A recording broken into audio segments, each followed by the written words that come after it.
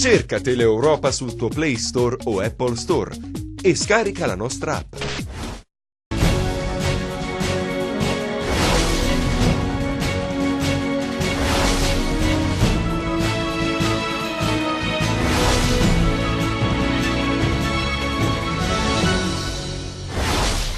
Terremoto nella giunta Oliverio, l'assessore Federica Roccisano fuori dalla giunta, la revoca decisa dal governatore sulla pagina Facebook dell'ex assessore, la solidarietà di sindaci e cittadini. Il rogo che ha distrutto uno dei cantieri navali Ranieri a Soverato non è addebitabile a un cortocircuito e lo stesso imprenditore a smontare questa ipotesi. All'indomani dell'atto intimidatorio consumato ai danni di Don Ennio Stamile, coordinatore regionale di Libera, scatta l'allarme a Cetraro. Aprite la caserma dei carabinieri, dice il consigliere Aieta. Ancora un furto in un'azienda che opera nella zona industriale di Rende, 5 i malviventi in azione ripresi dalle telecamere di videosorveglianza. Si è insediato il nuovo procuratore di Catanzaro, Otello Lupacchini. La cerimonia nella sede della Corte d'Appello. Tra gli obiettivi del neo procuratore generale evitare l'eccesso di burocratizzazione dell'attività di magistrato. L'ultima vittima in ordine di tempo a Villa Piana, negli ultimi 5 anni 107 i morti sulla statale 106.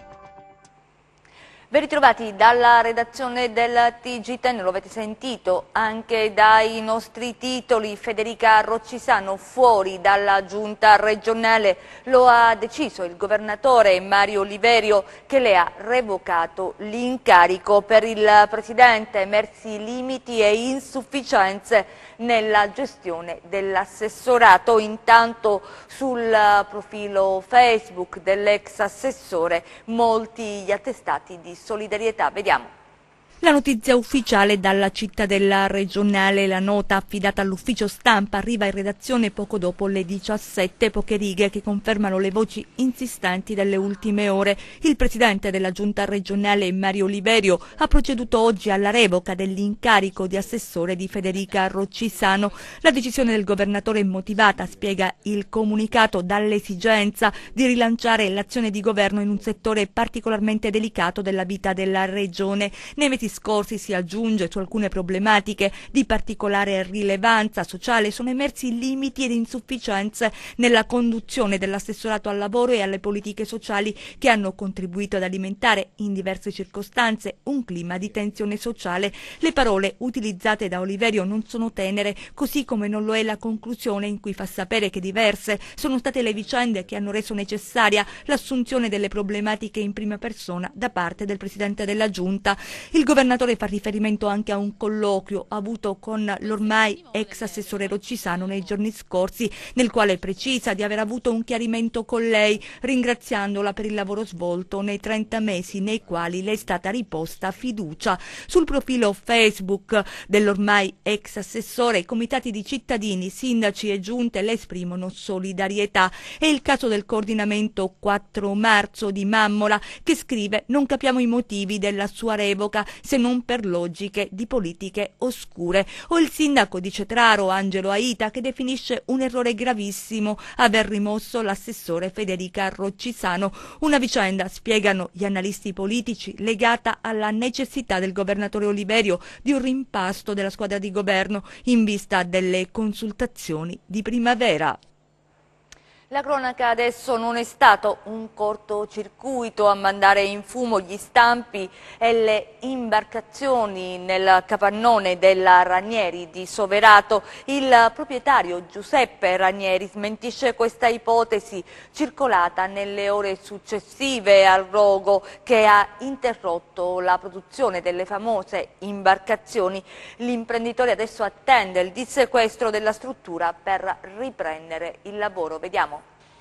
Le fiamme sono ancora vive quando la telecamera entra in quel che resta dei capannoni della Ranieri Runcraft. Nella penombra si intravedono le barche in costruzione. Il fumo è ancora denso e i vigili del fuoco sono impegnati a spegnere tutti i focolai per evitare che il rogo riprenda vigore, interessando altre aree della struttura di 1500 metri quadrati.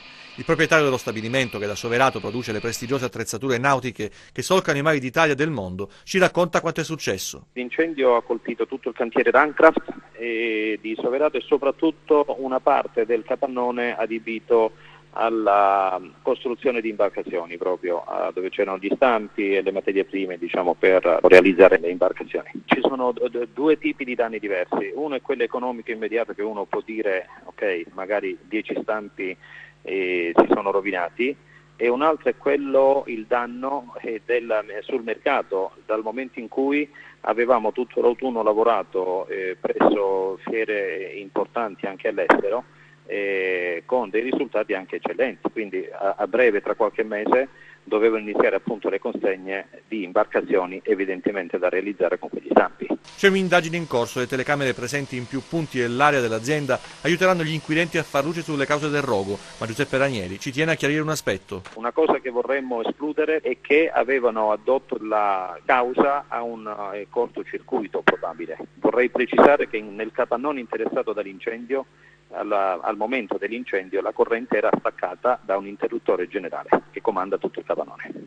Danni enormi, si diceva. L'imprenditore è chiaramente scosso e spera di poter ripartire al più presto con la produzione. Chiunque possa medesimarsi in me in questo momento, con la responsabilità di avere un sacco di famiglie, no, che attendevano la riapertura questa mattina dell'azienda per poter iniziare a lavorare e a portare, voglio dire, da lavoro onesto un pezzo di pane, come si suol dire a casa. L'area è stata sottoposta a sequestro, per cui speriamo che ce la riconsegnino il prima possibile per portare via da quei capannoni, diciamo, quello che è rimasto di buono e che ci consentirebbe eventualmente di riprendere l'attività al più presto.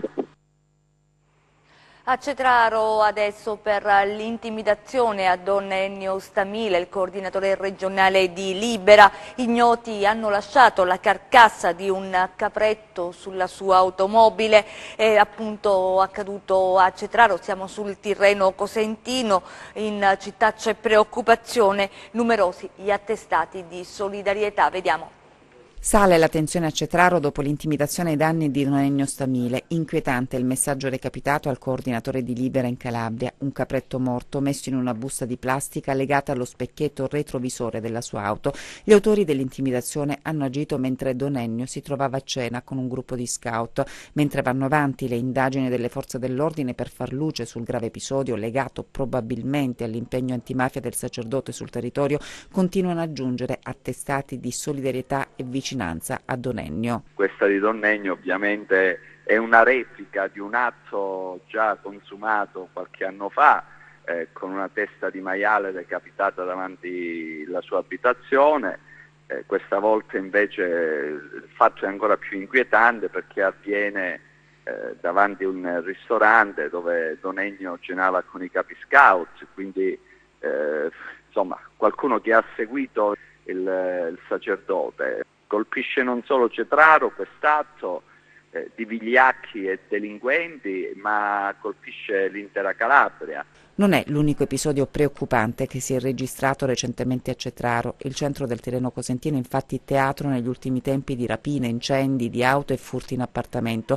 C'è bisogno di segnali forti da parte dello Stato, sottolinea Ieta, per contrastare la recrudescenza criminale. Cetraro è in attesa da anni di una nuova caserma dei Carabinieri che è pronta per accogliere i militari dell'Arma. Sarebbe un bel segnale se noi aprissimo questo presidio dello Stato nella città e dessimo tutti insieme un segnale forte alla comunità, ai cittadini per bene, a quelli che vogliono vivere tranquillamente, in serenità, e un segnale forte anche ai delinquenti che sporcano questa città.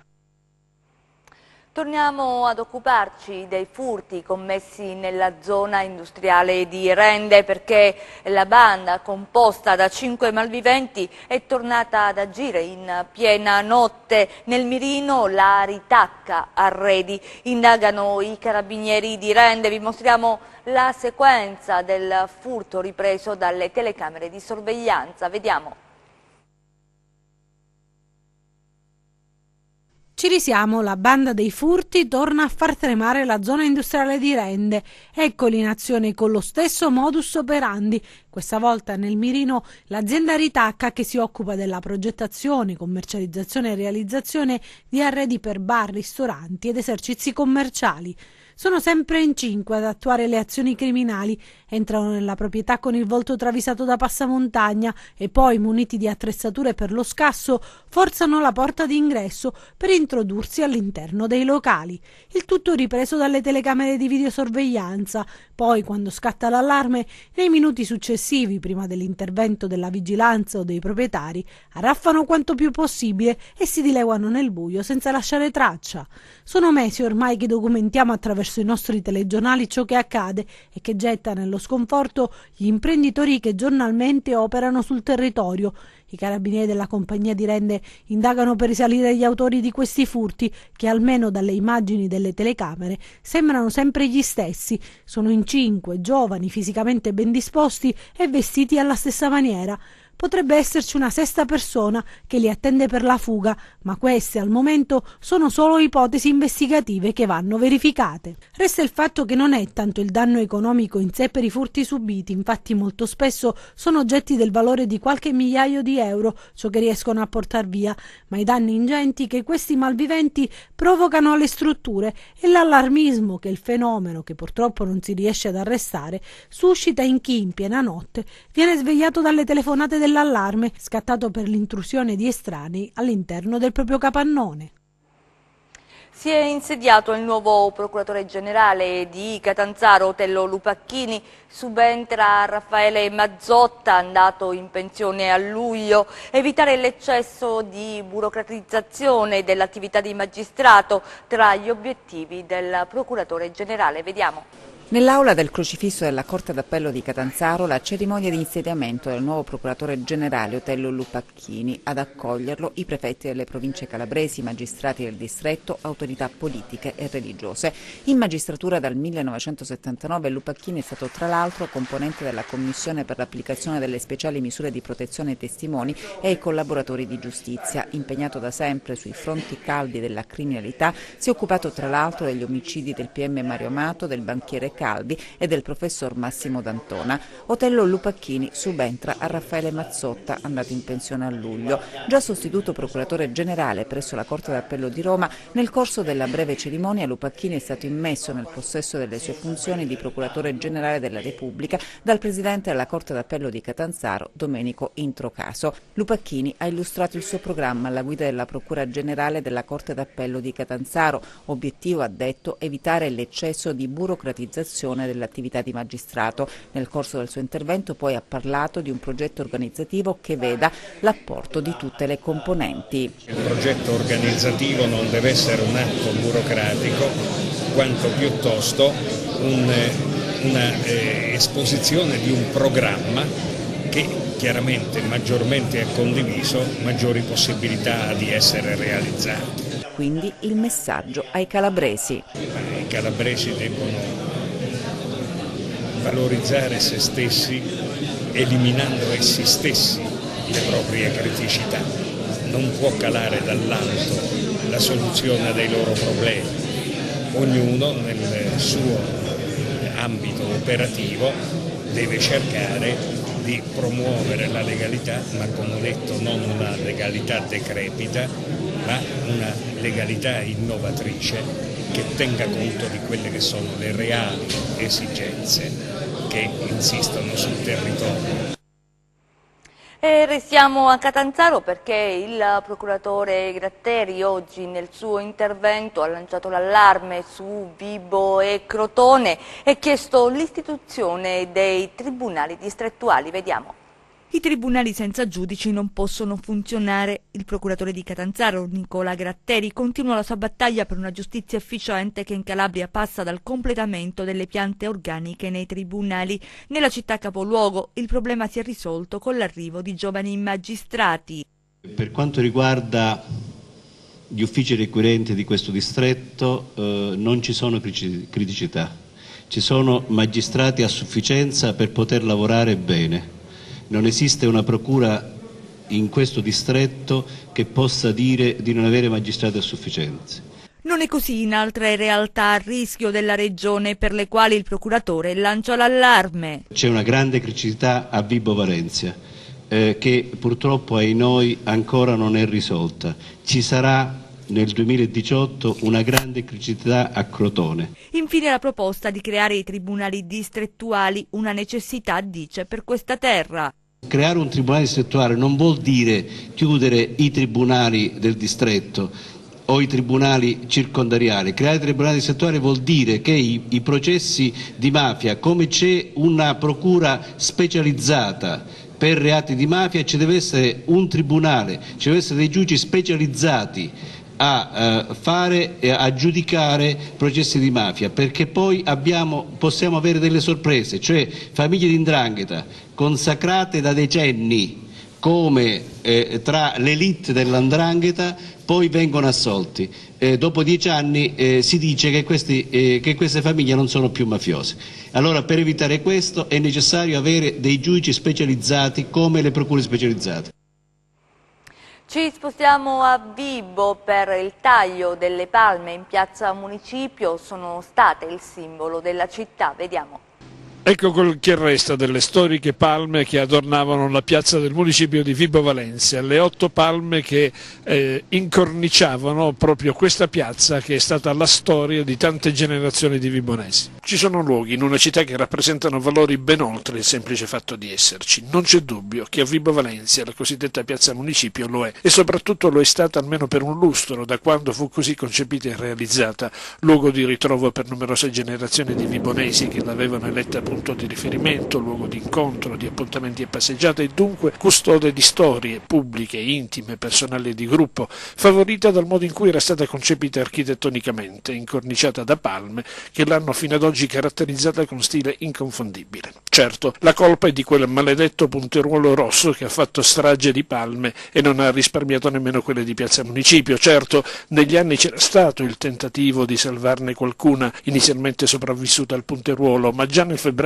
del 2016 i vigili del fuoco avevano dovuto provvedere a tagliarne una tra quelle sostituite. Tra vari affidamenti e revoche da parte del comune si era arrivati alla primavera di quello stesso anno per stabilire che 25 palme avrebbero dovuto essere tagliate con urgenza, eppure con un ultimo atto di affettuosa pietà si era cercato di rinviarne la dipartita fino allo scorso 29 dicembre, quando l'amministrazione comunale ha affidato alla Multiservice il taglio di piante pericolose, una spesa da 8.500 euro per evitare pericoli alla pubblica incolumità e per decretare la fine di un simbolo, di un'immagine, la piazza e le sue palme, che è stata identità e storia di intere generazioni. E così, adesso, mentre la ditta incaricata dal comune sta concludendo il taglio di quello che era rimasto delle piante aggredite dal punteruolo rosso, un pezzo di storia a Vibo Valentia se ne va per sempre. Ora alle nostre brevi di cronaca. Saranno visionate le immagini delle telecamere installate nella zona per capire chi e come ha agito dando le fiamme il Lido Ionio sul lungomare di Giovino a Catanzaro, la matrice dolosa appare chiara, ma i sopralluoghi dei vigili del fuoco e dei poliziotti in queste ore, oltre ai filmati estrapolati, accerteranno cosa è realmente accaduto.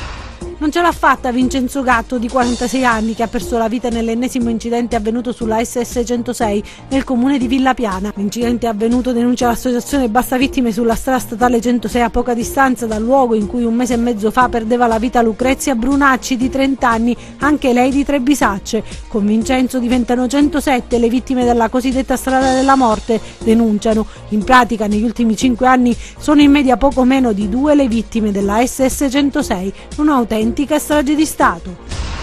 Picchiava la moglie davanti al figlio minorenne, 41enne finisce in manette. L'uomo di Reggio Calabria è stato arrestato dalle volanti della polizia, intervenuta a seguito di una segnalazione. All'interno dell'abitazione era presente il figlio minorenne della coppia, che ha assistito all'aggressione ai danni della madre. L'uomo è stato arrestato e ristretto presso la casa circondariale di Arghillà in attesa dell'udienza di convalida. Individuati e sanzionati i responsabili del pascolo abusivo e del conseguente danneggiamento ai danni dell'Arsac in località Mola Rotta nel comune di Spezzano della Sira. L'attività dei carabinieri forestali della stazione di Spezzano ha portato ad individuare i responsabili e a contestare agli stessi sanzioni amministrative per omessa custodia di bestiame, danneggiamento e pascolo abusivo per 1.600 euro. È stato sorpreso all'interno del Parco Nazionale della Sira dai carabinieri forestali mentre praticava attività venatoria per un cacciatore di Petilia Policastro. È subito scattata la denuncia. A Cosenza adesso per la conferenza stampa del consigliere comunale della Grande Cosenza Carlo Guccione, il piano strutturale comunale adottato dal comune è nullo, ha detto, le procedure sono da ripetere, vediamo. Il piano strutturale comunale adottato dall'amministrazione Occhiuto è nullo e le procedure sono da ripetere, lo ha detto il consigliere comunale di Cosenza Carlo Guccione, leader della Grande Cosenza, nel corso di una conferenza stampa nella sala convegni del CONI per discutere sulla mancata revoca in autotutela del procedimento di adozione del piano strutturale comunale e sul regolamento edilizio urbanistico della città. Il comune, davanti al Tribunale amministrativo regionale, ha aggiunto Guccione, ha detto il falso, confermando che c'è un solo piano strutturale comunale. Abbiamo visto invece che ce ne sono due, uno depositato al Genio Civile e quello approvato in Consiglio Comunale. Il documento poi è gravato da pesanti irregolarità perché sono state introdotte modifiche nei 3 indici edificatori. Secondo me, ha detto ancora Guccione, il sindaco di Cosenza dovrebbe fare un atto in autotutela, revocando il piano strutturale comunale, tenendo conto che c'è anche una mia denuncia in procura. Alla conferenza stampa di Guccione hanno partecipato il capogruppo del PD in Consiglio Comunale Damiano Covelli, il segretario provinciale del partito Luigi Guglielmelli e il consigliere comunale Alessandra Mauro. Restiamo a Cosenza, dove il centro storico è stato animato nello scorso weekend dalla manifestazione di Piazza in Piazza, che ha visto in scena in piazza, a dire il vero, molti artisti di strada. Vediamo. Il centro storico di Cosenza ha vissuto un fine settimana all'insegna dell'arte e della magia con il Festival delle Arti di Strada. La città antica è diventata un vero e proprio teatro all'aperto con la manifestazione di Piazza in Piazza Christmas Edition. Un susseguirsi di spettacoli gratuiti ha proiettato per tutto il weekend grandi e piccini in un mondo fantastico e senza tempo.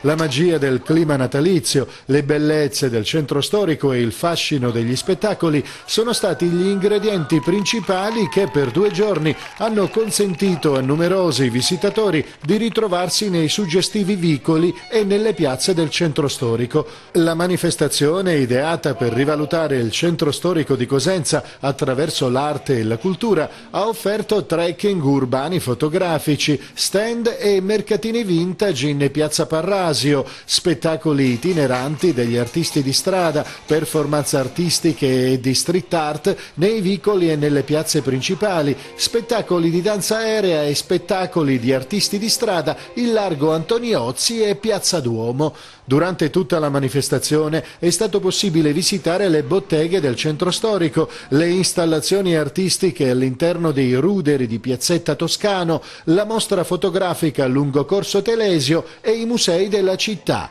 Di Piazza in Piazza Christmas Edition è stato anche piacere per il palato. Infatti, nelle grotte di Piazzetta Toscano è stata allestita un'area food and beverage. Ci spostiamo a Cerisano, restando però nel Cosentino, dove si è concluso con una grande e festosa partecipazione popolare il Festival delle Serre, Winter. Vediamo. Una serata all'insegna dell'allegria, della buona musica e della tradizione ha concluso a Cerisano le festività natalizie e le 4 giornate del Festival delle Serre Winter. Siamo molto soddisfatti, è un percorso che ci ha visti impegnati non solo in questi ultimi giorni ma anche prima con la realizzazione del nostro percorso dei presepi, che ha incontrato anche un grande successo, abbiamo visto tanti visitatori, è stato già questo un primo ritorno al passato. E poi questa bellissima 4 giorni di questo Festival delle Serre Winter, una scommessa vinta anche questa, legare l'antica tradizione cerisanese, quella della Quadara, anche alle novità per incontrare i gusti dei più giovani, delle famiglie, e per legarlo anche al percorso nostro culturale, al nostro leitmotiv del jazz che un po' caratterizza Cerisano, diciamo, nel panorama provinciale per quelle che sono le attività che realizziamo. E quindi questa della Quadara Jazz ci è sembrata un'idea simpatica e originale da mettere in campo e credo che i risultati abbiano dato ragione rispetto a questa scommessa. La serata di festa è stata preceduta dal bilancio di fine anno da parte dell'amministrazione comunale che, con il supporto di numerose slide e conti alla mano, ha informato i cittadini di quanto è stato fatto e soprattutto dei progetti in essere per l'immediato futuro. Noi uniamo come sempre la tradizione, il nostro impegno, poi ovviamente a un progetto culturale più ampio che possa avere un carattere regionale, se vogliamo, e quindi quella dell'opera lirica insieme all'Associazione di Puglia Basilicata, insieme alla signora Ricciarelli, è una progettualità che deve trovare assolutamente il suo culmine nella realizzazione delle opere nel periodo primaverile, per arrivare poi al periodo di settembre in cui mettiamo in scena il nostro paese con il nostro Festival delle Serre. Ha quasi 500 anni l'affresco presente nella Cattolica di Stilo, vediamo. La Cattolica di Stilo, si sa, è qualcosa di più di un'importante testimonianza della cultura bizantina, uno scrigno di piccoli tesori, meravigliosi affreschi che per l'originalità e la genialità dei loro dettagli hanno affascinato grandi studiosi, tra questi colui che è il più mediaticamente popolare, Vittorio Sgarbi, ma non solo lui. La Cattolica è anche uno dei simboli di Stilo, la città del sole, raccontata da Tommaso Campanella. Oggi nuova importante novità che riempie d'orgoglio studiosi e appassionati. In un punto quasi invisibile è comparsa, diciamo meglio, ci si è accorti, che l'affresco della Dormitio Virginis è accompagnato dalla data precisa della sua realizzazione. Correva l'anno 1552 quando l'affresco fu completato. Di queste 4 cifre finora nessuno aveva avuto contezza, per essere chiari, nessuno ci aveva fatto caso, tanto che temporalmente l'affresco veniva collocato tra il 1410 e il 1530. La scoperta va accreditata al giornalista e studioso stilese Elia Fiorenza, da anni impegnati nello studio del patrimonio storico-architettonico della Locride e di Stilo in particolare. Chiudiamo con le previsioni del tempo.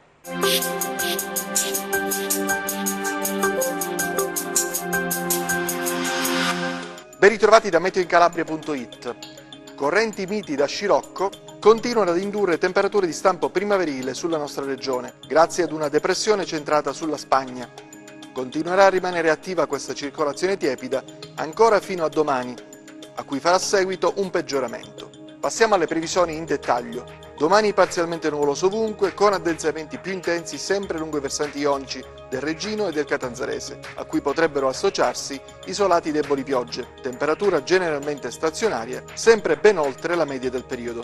Passiamo ora al comportamento di mari e venti. Domani ancora venti da scirocco ovunque, tra moderati e forti sullo Ionio e il Golfo di Santa Eufemia, moderati sui rimanenti settori ionici. I mari saranno molto mosso o agitato lo Ionio Reggino e Catanzarese, molto mosso il Golfo di Corigliano e il Tirreno centro-settentrionale, mosso il Tirreno meridionale. Prima di salutarci vi ricordo come sempre il nostro sito web www.meteoincalabria.it e la nostra pagina Facebook Meteo in Calabria. Bene, per oggi è tutto, grazie per la cortese attenzione.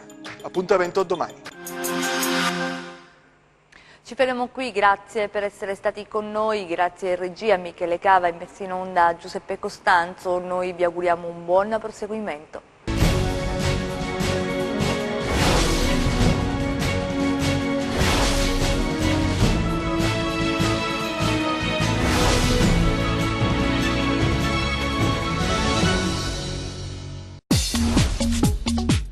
Cerca Teleeuropa sul tuo Play Store o Apple Store e scarica la nostra app.